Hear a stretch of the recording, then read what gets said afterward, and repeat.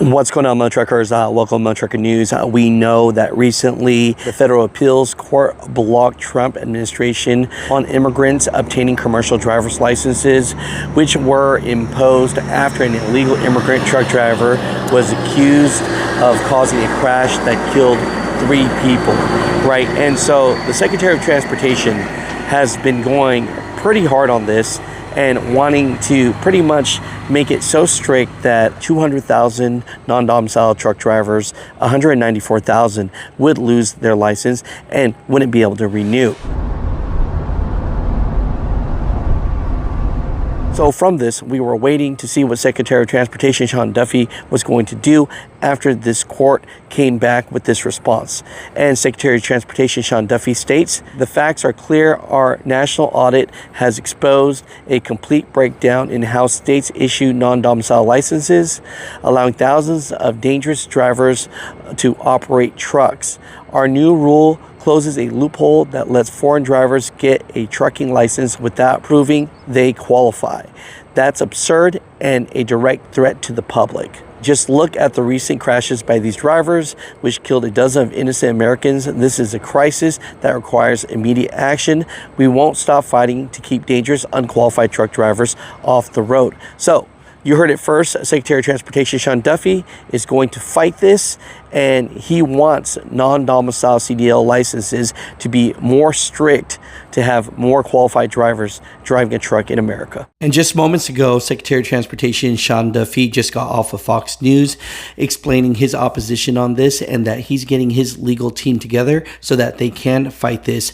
Listen here. Joe Biden let in 10, 15 million illegals into the country, gave them work permits, work authorization, and these folks went out and they got commercial driver's licenses. And they're on the road. You just showed a lot of the footage. People are dying. And we thought it was appropriate to protect Americans that we should have an emergency rule, not to go through the month-long process. We did that. The court has rolled us back and said, well, we're not quite sure this is an emergency. We want to see more data. And I'm like, watch the Ingram angle. Watch any show on television, and you see the risk to the American people. And so, again, we're working on the legal strategy right now, but we are not going to take this lying down. We are going to do all we can to protect the American people. So if you guys made it to this segment of the show, I want to start giving my opinion. I get a lot of drivers that say, Alex, we'd like to hear your opinion. And I never thought that anyone would care what I think. But, the first thing I want to ask here is, the other day I made more of a document style of making a video. Tell me, what were your thoughts about that? We did it about the ATA. And my thought process is that, yes, we talked about how different organizations has pushed trucker shortage. And because of that, definitely it has screwed over the trucking industry, right? We talk about just the lower entry, less professionalism in driving. And one thing that nobody talks about is that the biggest claim that self-driving trucking companies make is that they're helping with this trucker shortage. So it just came to me like a light bulb that said, hey, definitely need to make a video about, bot auto and how, this affects, because when I hear the CEO talk and he's stating that he's just trying to solve a problem because of organizations like ATA stating that there's going to be over 100,000 trucker shortage, then of course there are people out there that want to solve that problem, right? And so getting bad information has just caused so much pain and agony in this trucking industry, and we're all waiting for the rates to go back up. And I asked the question the other day about as far as, if so many drivers are getting taken out of the market, why hasn't the rates come back? And a lot of drivers came back and stated that they believe that it's the freight brokers. And, frankly, I think also the shippers that don't want to pay if they don't have to pay, right? And so that's screwing us there, and so overall, it's just one of those things where I want to make as good of content as I can for you. And this document style, I'm digging it. I'm feeling it. I like doing it. I like driving out in front of the businesses and making the news report like I'm a street news reporter, right? But my opinion on this and what Secretary of Transportation Sean Duffy is doing is This is the closest thing that we've had in an administration, I believe, that has tried to do anything positive for the trucking industry. And when Sean Duffy first got in, I didn't think that he'd be anything more than another puppet that's going to do what everybody else says. But I truly feel like he's listening, right? I don't care what side of politics you're on, but right now, if you care about the state of trucking, I believe that you would have to agree that this administration is doing everything they can for the safety of drivers. I've made this comment before that I state that, we got to take care of our own, meaning American truck drivers first. And I'm sticking to that. I still can't believe how many people that when I make this comment, they unsubscribe from the show. And I say, that's fine. This is the opinion part of the show. But, I really hope that we really get something done here, because truck drivers as a whole are hurting. Companies are going BK. Companies that have been around, legacy companies, can't make it right now. And I just feel like the only people that can make it, if that, are these big mega carriers. And it's just pushing the small owner operator out, right? What's another thing that came up recently that I want to talk about? Yeah, a lot of people talking about leasing.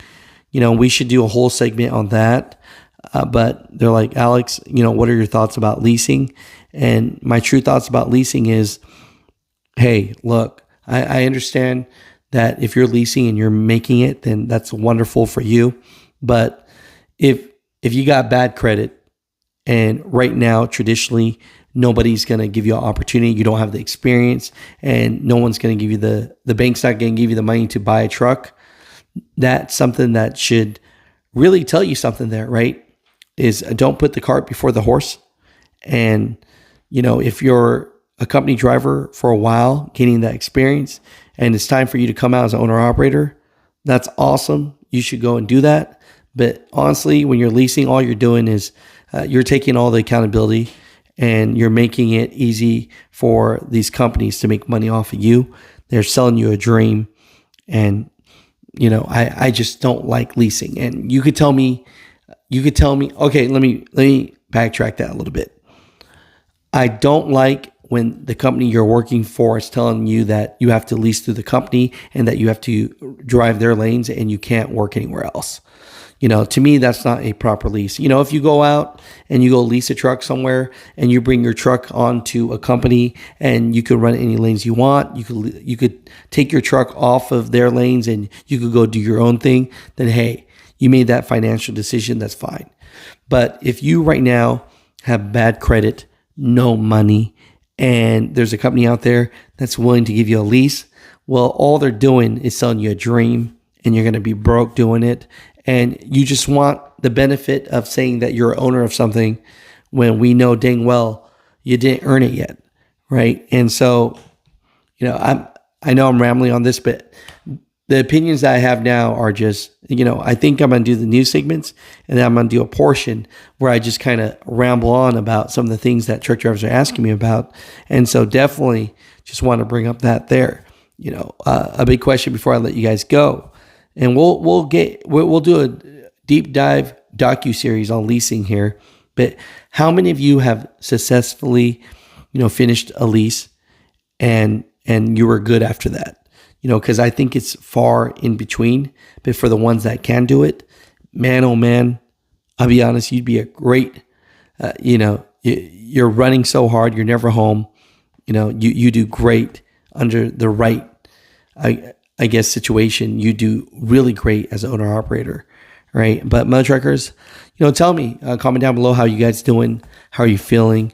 I always worry about you guys. I know that it's not easy right now.